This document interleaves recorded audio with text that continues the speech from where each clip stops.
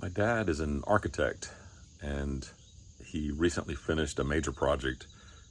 He mainly specializes in fire stations, so I thought you might enjoy these pictures of the grand opening of his latest project. We weren't able to go because it's pretty far away, but my sister sent me some pictures.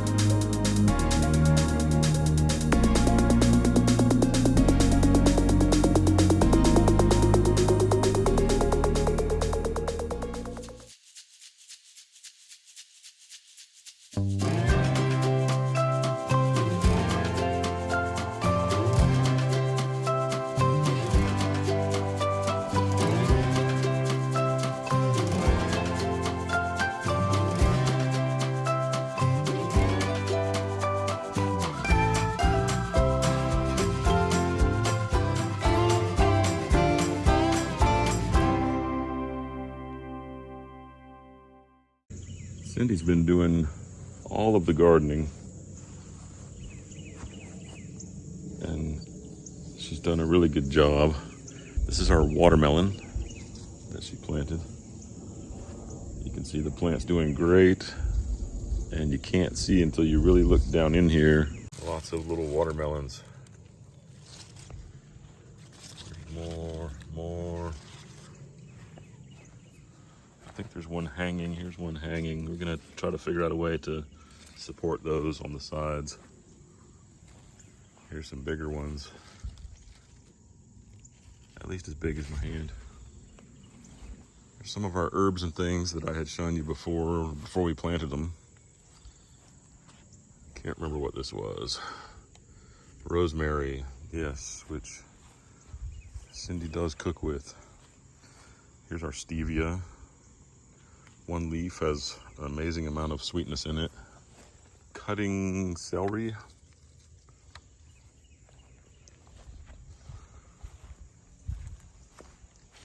Guess what this is? I don't think I have to tell you. Basil is going to seed. Still has leaves we can use, but we'll collect seed and plant it again next year. Got some odd little mushrooms in here that we did not plant ourselves. The cilantro, we also want to collect seed from it, which is also known as coriander. Peppers, we're finally getting in some good jalapeno peppers. Still not huge. And then our bell peppers. The rain drove me inside again today, so I cleaned my workbench. If you saw when I was making the shove-a-penny, the workbench was a horrible mess and completely covered in sawdust. And at least I got it organized. I know it's not, still things need to find a home. I look forward to cleaning this corner over here and having like a floor space here where I could work on something. But if it turns out that the breezeway takes that, if I get all this stuff cleaned up and this becomes a nice workspace, then maybe I'll put some shelving or something in here and have more storage. Finding some erosion spots, like down this hill. Right here, there's an erosion area as it goes off into the woods, and a lot of dirt washes away, and it all starts up here at the top.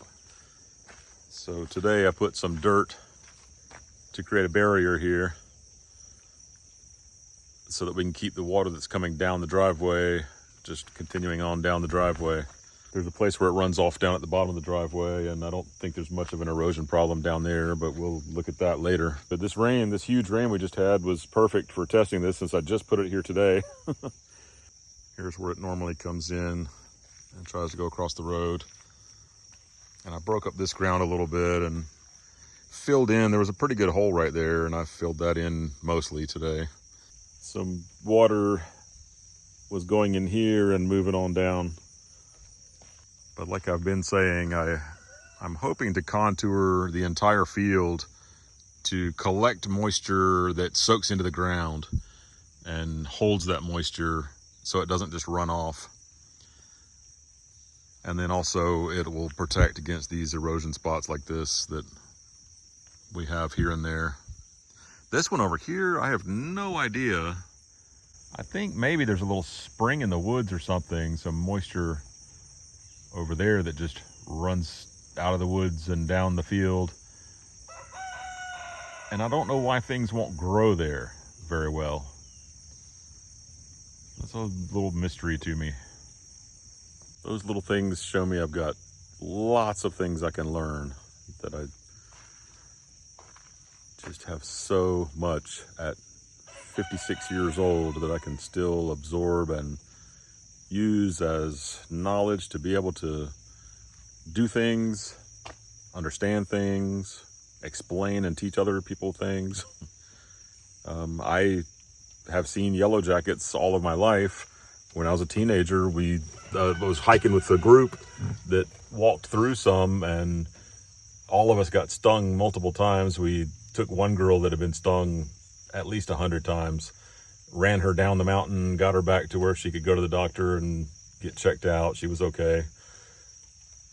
I've treated yellow jackets. I know they live in the ground, and I just recently found out that they can also make a paper nest and live above the ground in the bottom of your deck or something like that. So it's just amazing the things we learn that we would have thought we knew a long time ago.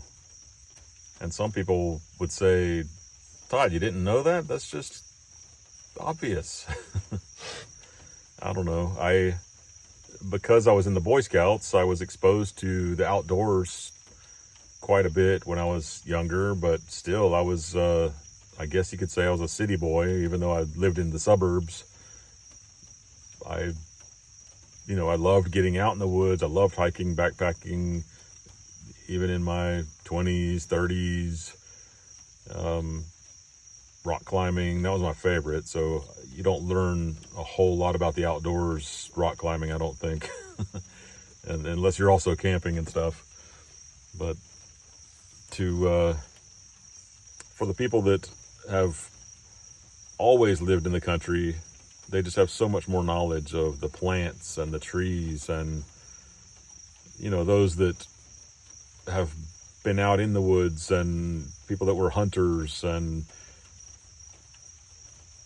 we have a friend that's a park ranger, and they have learned all kinds of skills and knowledge that I look forward to learning. I want to know all the medicinal plants, the edible plants,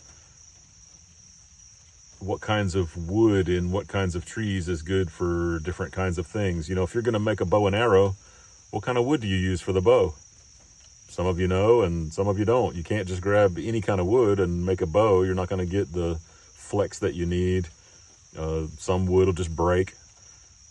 Some wood will be too soft, and when you bend it and flex it, it doesn't spring back.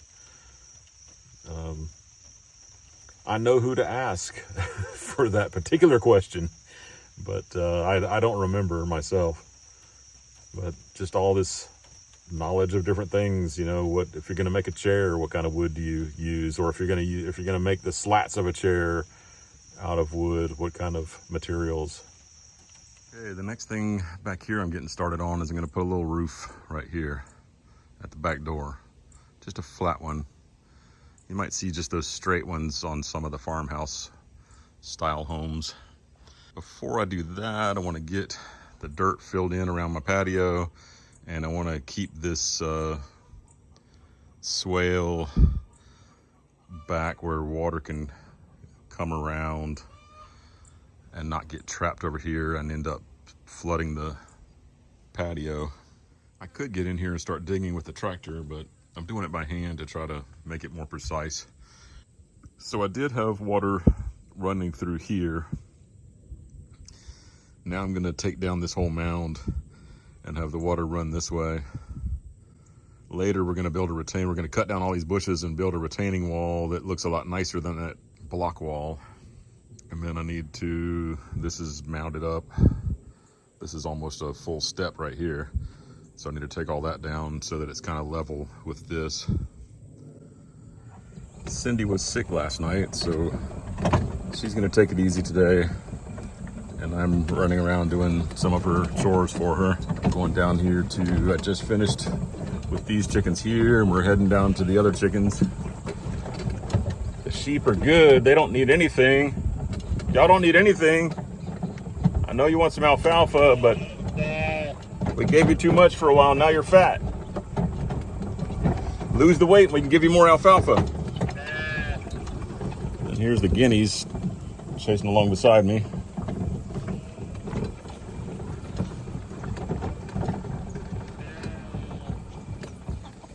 Let's make sure their battery is good. Flashing green, that's good. It's not good when I'm crawling across the fence though, so let me take that off. These are the eggs that I collected from the other 3 chicken coops.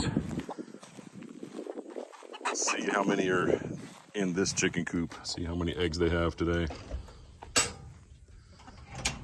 Hello.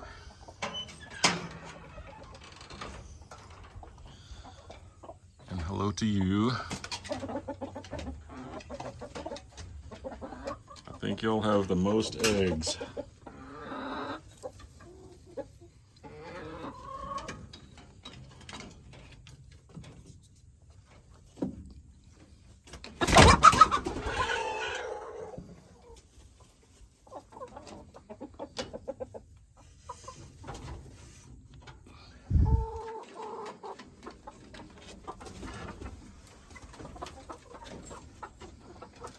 And yes, we will have to roust some chickens to check for all the eggs.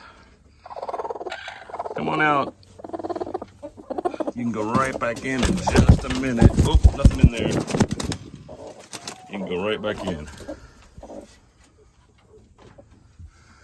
And now you come out.